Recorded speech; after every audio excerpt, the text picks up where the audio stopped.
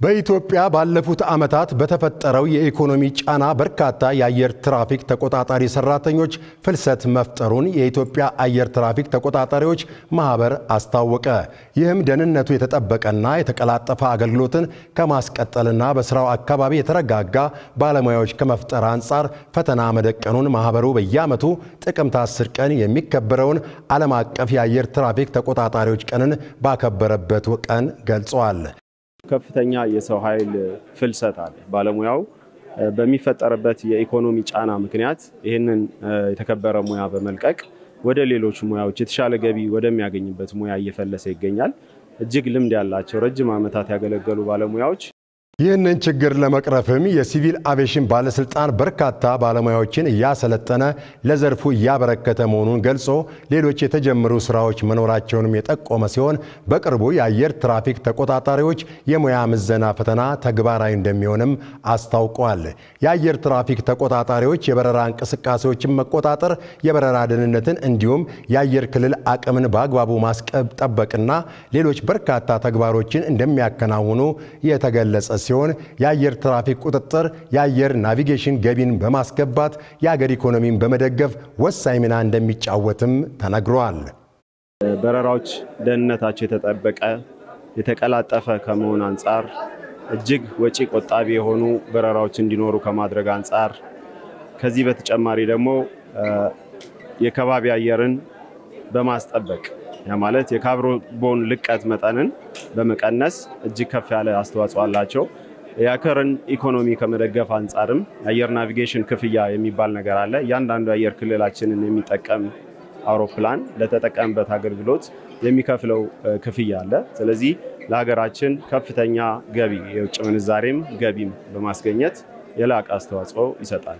የስራና ክህሎት ሚኒስቴር የ2018 የቴክኒክና ሙያ ሰልጣኞች መግቢያ ነጥብ ይፋ ያደረገ ሲሆን በዚህም ሰልጣኞች በ12ኛ ክፍል መልቀቂያ ውጤታቸው መሰረት ለተፈጥሮና ማህበራዊ ሳይንስ የመግቢያ ውጤትን ከደረጃ 1 እስከ 5 በዝርዝር ደልድሏል።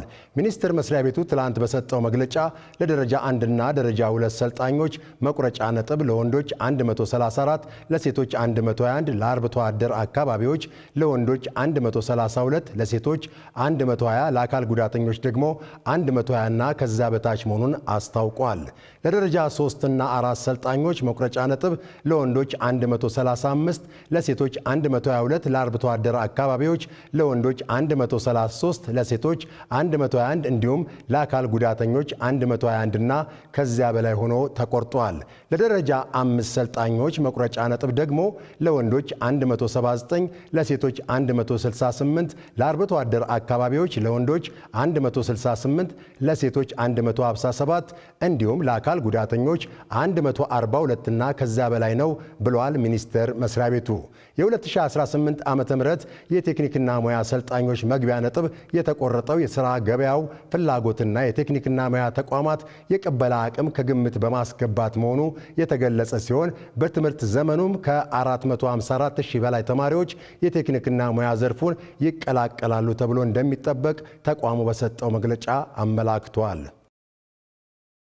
እናት ፓርቲ የአዲስ አበባ ከተማ አስተዳደር የጣራና ግድግዳ ግብር ለማስከፈል ያወጣውን መመሪያ በመቃወም የመሰረትኩት ክስ ላይ የፌዴራል ከፍተኛ ፍርድ ቤት አስተላልፎት የነበረው ውሳኔ በፌዴራል ጠቅላይ ፍርድ ቤት ተሽሯል አለ። ይህንን አስመልክቶ ፓርቲው ባወጣው መግለጫ የአዲስ አበባ ከተማ አስተዳደር ፍርድ ቤቱ ያስተላለፈውን ውሳኔ አስመልክቶ ለፌዴራል ጠቅላይ ፍርድ ቤት ያቀረበውን የይግባኝ አቤቱታ የተመለከተው ፍርድ ቤቱ ለእናት ፓርቲ ጉዳዩን እንዲከራከር ውክልና የሰጠው አካል እንደሌለ በመጥቀስ ነው ውሳኔውን ውድቅ ያደረገው ብለዋል። አስቀድሞም የፌዴራል ከፍተኛ ፍርድ ቤት ጉዳዩን ማከራከር እንዳልነበረበት የፌዴራል ጠቅላይ ፍርድ ቤት መግለጹን የፓርቲው መግለጫ ያስረዳል። ፓርቲው አዲስ የጣራና ግድግዳ ግብር መጣሉን አስመልክቶ በመሰረትኩት ክስ ከተማ አስተዳደሩ የጣለው የጣራና ግድግዳ ግብር ሕጋዊ አይደለም በሚል ተሻረ ሲል ባሳለፍነው ዓመት ጥር ወር በሰጠው መግለጫ ማስታወቁም የሚታወስ ነው። ተመልካቾች የምትከታተሉት የአዲስ ነገር የጠዋት የአገር ውስጥ አጫጭር መረጃችንን ነው። መንግስት በእንስሳት መኖ ላይ የተጣለውን ቀረጥ በጥቅምት ወር መጨረሻ ላይ ሊያነሳ ይችላል ተብሎ እንደሚጠበቅ ተገለጸ።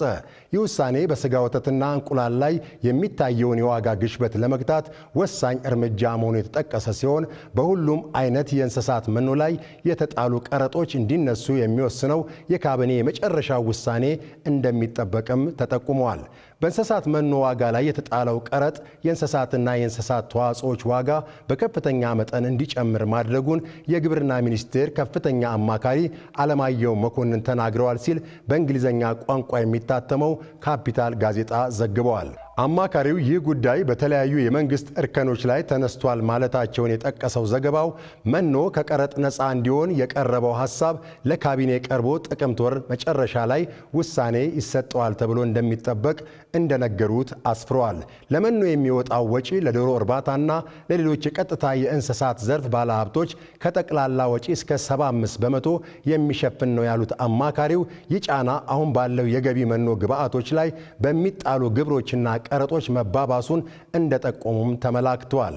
የእንስሳት ተዋጽኦች ዋጋ ከ2 እስከ 3 እጥፍ በማሻቀቡ ሸማቾች አስፈላጊ የሆኑ ምግቦችን እንዳያገኙ የሚያደርግ የአቅም ቀውስ መፍጠሩንም አማካሪው መናገራቸውን ዘገባው ጠቅሷል።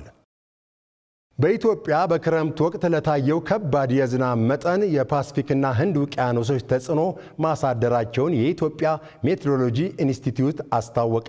ኢንስቲትዩቱ የፓሲፊክና ህንድ ውቅያኖሶች የፈጠሩት ተጽዕኖ ባሳለፍነው ክረምት 464 በሚደርሱ አካባቢዎች በ24 ሰዓት ውስጥ ከ30 እስከ 175 ሚሊ ሜትር የሚደርስ እጅግ ከባድ መጠን ያለው ዝናብ እንዲፈጠር ማድረጋቸውን ገልጿል።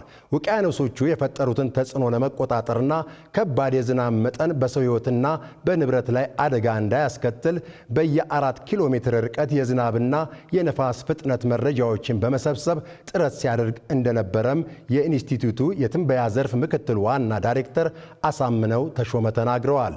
ምክትል ዋና ዳይሬክተሩ አክለውም በኢትዮጵያ የሚታየውን ከባድ መጠን ያለው ዝናብና ቀውሱን ለመከላከል እንዲሁም የትንበያዎችን ተአማኒነት ለማረጋገጥ ከኢትዮጵያ አርቲፊሻል ኢንተለጀንስ ኢንስቲትዩት ጋር በመተባበር እየሰሩ መሆናቸውንም ጠቁመዋል።